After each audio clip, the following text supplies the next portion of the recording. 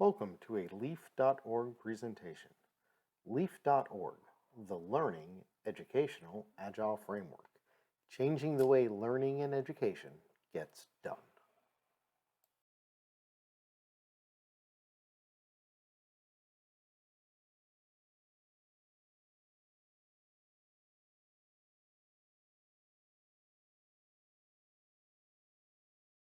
Get through their work. So we're going to talk a little bit about the Kanban for kid mindset, and really the way that we're going to talk about it in a little bit is we're going to walk you through our values and our principles.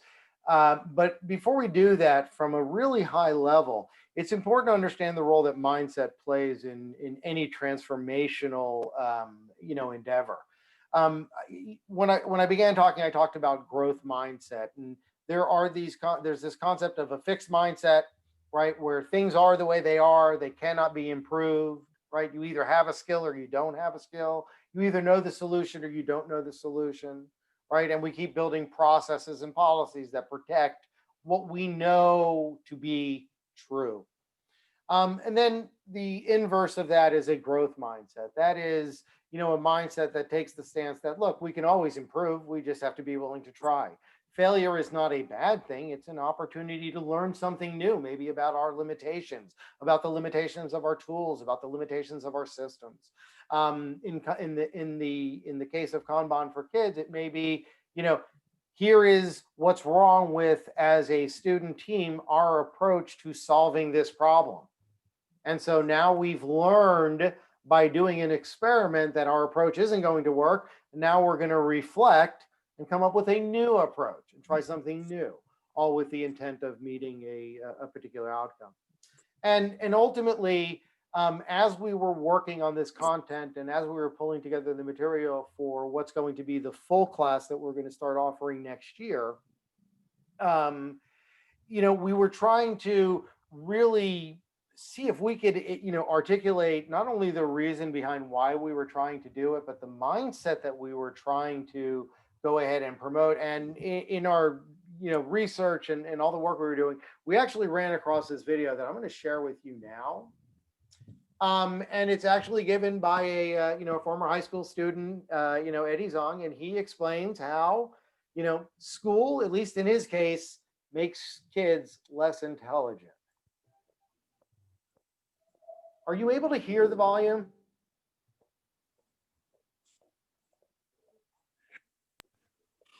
Perfect. Nope, I don't hear anything. No, I don't. No. What if I told you that every single day kids go to school, they become less intelligent? Now, how could that be possible? When kids go to school, they learn things, right? And they accumulate more knowledge. So if anything, they should be getting smarter. How could they possibly be getting less intelligent? What am I talking about? Well, I do hope to illustrate that to you today. Before I turned 14, I was a kid that did not know what he wanted in life. So usually when you go up to a 5 or a 6-year-old and you ask him, what do you want to be when you grow up? He'll say an astronaut or a businessman. I wanted to be a professional Call of Duty player. And since I had no idea about what I wanted to be when I grew up, I just listened to my parents almost 100% of the time. I trusted that they knew what was best for me. My parents wanted out of me what any typical parent would want out of their child. So go to school, keep up your grades, get out and exercise once every few years. And I was trying to do everything they asked of me, except the problem was I wasn't even that good at school.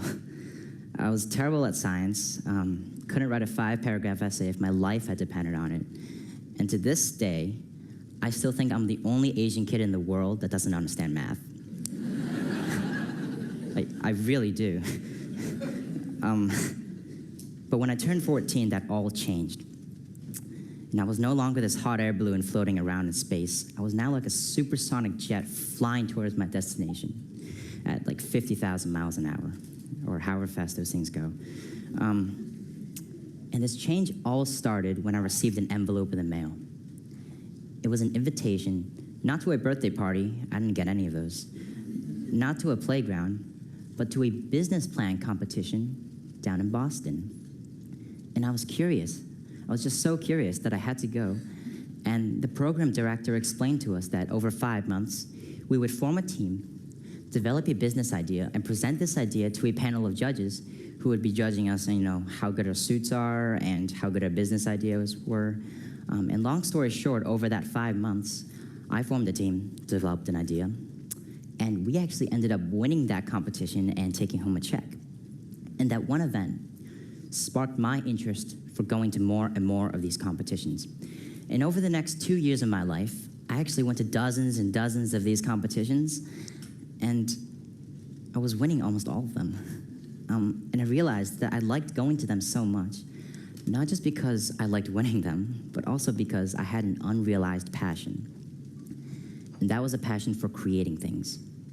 Because the one thing that my team would do differently from our other competitors every single time was that while everyone would go up and present their idea and their PowerPoint, we would go to Home Depot, buy supplies, and actually build the idea we were talking about.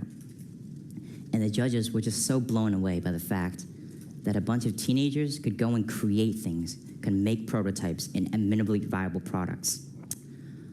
And we won almost every single competition just because the judges loved that we had gone and executed. Let's talk about Grammarly.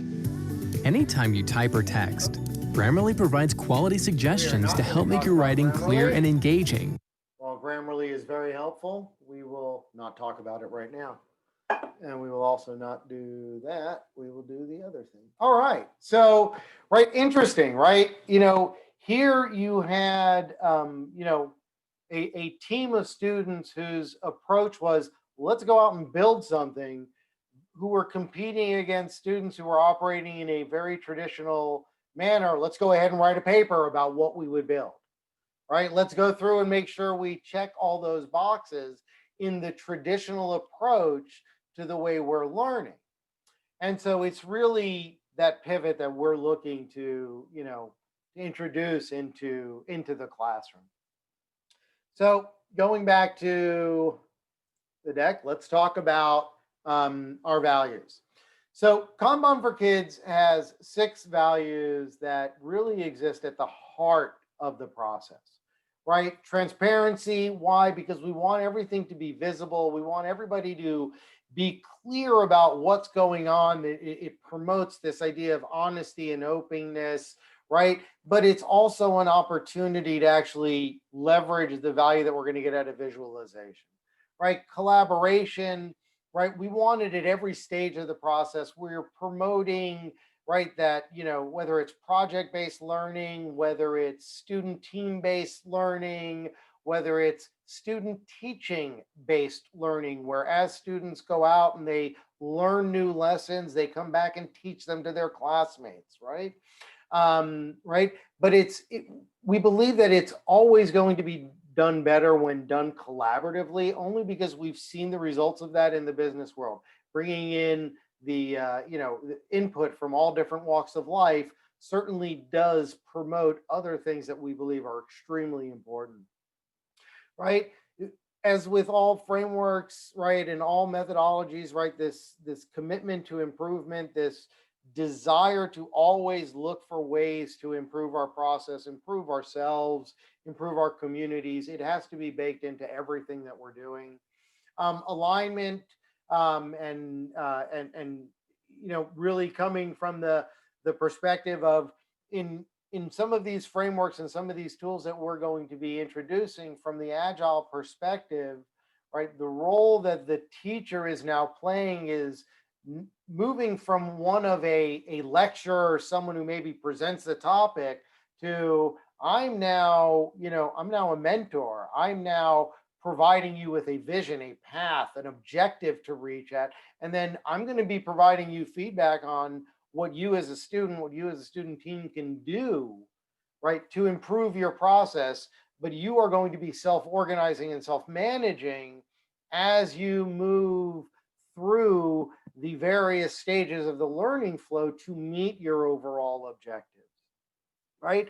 And then we'll talk about, and it's important to call out that, this is designed for younger students, and we have to be important that when we're discussing it with the very young, that we're talking to them, right? These concepts are not, ones that are hard for a kindergartner to understand, or a 6-year-old, a 5-year-old, right? When we talk about alignment, it's like, do we all agree? Is everybody yes? Is everybody no? Right? When we talk about things like empathy, it's the way we interact with each other, right? We want students to learn the valuable life skill of how to provide feedback to a peer, and doing it in such a way that it is really what feedback is intended to be, an opportunity to improve, and with a removement of what feedback has become, which is an opportunity to judge and assess people, right? That's never what feedback was intended to be, right? So empathy plays a very critical role in our values. And then really lastly, and just as importantly, is celebration. It's important that, as in life, we want students to get that there is an aspect of acknowledgement of the effort that went in to achieve a goal, to get to an outcome, right? To deliver something, to get something started and finished, right? And if what our goal is as educators is not only to help our students along the way of the journey, but also to get them excited about going on that journey, celebration plays a very key role in acknowledging all the work that goes into it.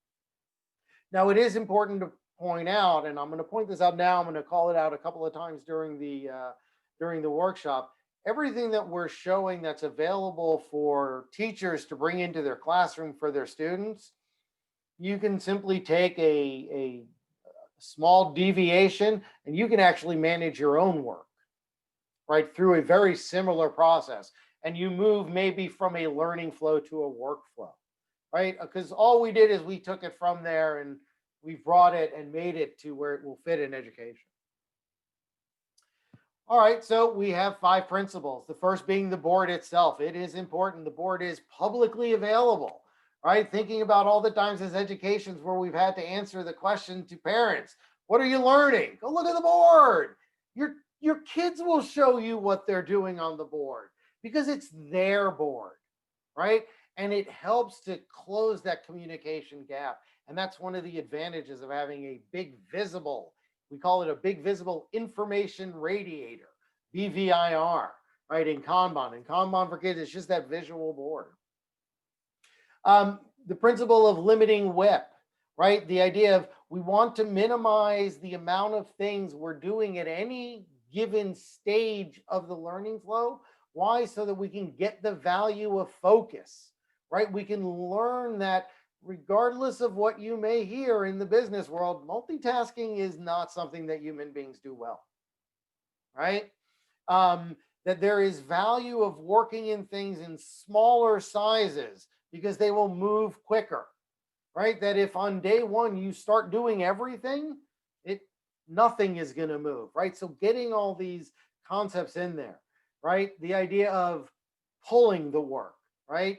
That this is a pull-based system, right? It is visible, it is transparent, right? And we have predefined points for feedback as to whether or not the work is ready to be pulled to that next state, so that the teacher is engaged in the process, but without being the one who is driving the students' learning. They're taking more of an active role in it themselves. You're there as their mentor, as their guide on the journey. Explicit policies. These are so everybody understands how the people who use the board to track their learning flow, what are the rules that they want everybody to know that they're going to operate their board on. It could be, we will update our tickets every 2 days. We will, we will reflect on our process every 3 weeks. We will introduce X number, whatever it is, whatever those rules of the boards are.